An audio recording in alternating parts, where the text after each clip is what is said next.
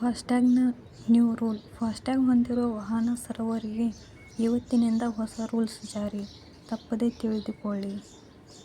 ನಮಸ್ಕಾರ ಸ್ನೇಹಿತರೆ, ಕರ್ನಾಟಕ ಜನತೆಗೆ ಈ ವಿಡಿಯೋ ಮೂಲಕ ತಮ್ಮೆಲ್ಲರಿಗೂ ತಿಳಿಸುವ ವಿಷಯವೇನೆಂದರೆ, ಫಾಸ್ಟ್ಯಾಗ್ ಬಳಕೆದಾರರಿಗೆ ಇವತ್ತು ಅಂದರೆ ಆಗಸ್ಟ್ 1ರಿಂದ ಹೊಸ ನಿಯಮಗಳು ಜಾರಿಯಾಗಿದೆ. ಯಾವುದು ಹೊಸ ನಿಯಮಗಳು ಎಂಬ ಸಂಪೂರ್ಣ ಮಾಹಿತಿ ಈ ವಿಡಿಯೋದಲ್ಲಿ ತಿಳಿಸಿದ್ದೇವೆ. ಕೊನೆವರೆಗೂ ತಪ್ಪದೆ ನೋಡಿ. ಹೌದು, ಆಗಸ್ಟ್ 1ರಿಂದ ಫಾಸ್ಟ್ಯಾಗ್ ಸೇವೆ ಒದಗಿಸುವ ಕಂಪನಿಗಳು 3ರಿಂದ 5 ವರ್ಷಗಳ ಹಿಂದೆ ನೀಡಲಾದ ಎಲ್ಲ ಫಾಸ್ಟ್ಯಾಗ್ಗಳಿಗೆ KYC ಮಾಡುವ ಪೂರ್ಣಗೊಳಿಸಲು ಅಕ್ಟೋಬರ್ 31ರವರೆಗೆ ಕೂಡ ಸಮಯಾವಕಾಶವನ್ನು ನೀಡಲಿದೆ. ಈ ಅವಧಿಯಲ್ಲಿ ಫಾಸ್ಟ್ಯಾಗ್ ಅನ್ನು ಹೊಂದಿರುವವರು ಈ ಸೇವೆಯಲ್ಲಿ ಯಾವುದೇ ಅಡಚಣೆಗಳು ಉಂಟಾಗದಂತೆ ತಡೆಗಟ್ಟಲು KYC ಮಾಡುವುದು ಕಡ್ಡಾಯವಾಗಿದೆ. ನಿಮ್ಮ ಬಳಿ 5 ವರ್ಷಕ್ಕಿಂತ ಹಳೆಯದಾದ ಫಾಸ್ಟ್ಯಾಗ್ ಇದ್ದರೆ ಬದಲಾಯಿಸಬೇಕು. ವಾಹನ ಮಾಲೀಕರು ತಮ್ಮ ಫಾಸ್ಟ್ಯಾಗ್ಗಳ ವಿತರಣೆಯ ದಿನಾಂಕಗಳನ್ನು ಪರಿಶೀಲಿಸಬೇಕಾಗುತ್ತದೆ. ಫಾಸ್ಟ್ಯಾಗ್ ಹೊಸ ನಿಯಮ.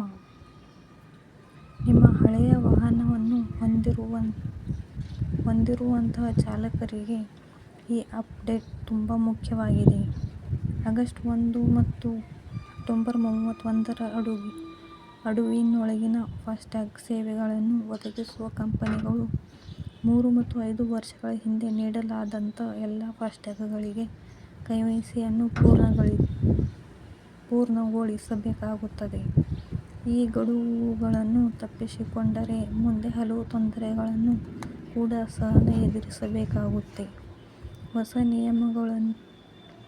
ಆಗಸ್ಟ್ 1ರಿಂದ ಎಲ್ಲ ಫಾಸ್ಟ್ಯಾಗ್ಗಳನ್ನು ವಾಹನ ನೋಂದಣಿ ನಂಬರ್ ಮತ್ತು ಚಾಸಿಸ್ ನಂಬರ್ಗೆ ಲಿಂಕ್ ಮಾಡಬೇಕು ಎಂಬ ಷರತ್ತು ಕೂಡ ವಿಧಿಸಲಾಗಿದೆ.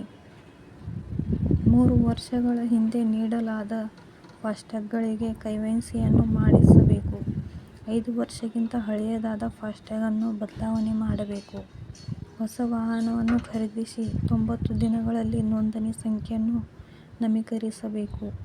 ವಾಹನ ರಿಜಿಸ್ಟರ್ ನಂಬರ್ ಮತ್ತು ಚಾಸಿಸ್ ನಂಬರ್ ಅನ್ನು ಫಾಸ್ಟ್ಯಾಗ್ ನೋಂದಣಿ ಲಿಂಕ್ ಮಾಡಬೇಕು.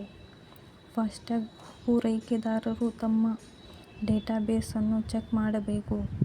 ಫಾಸ್ಟ್ಯಾಗ್ ಅನ್ನು ಮೊಬೈಲ್ ನಂಬರ್ಗೆ ಲಿಂಕ್ ಮಾಡಬೇಕು.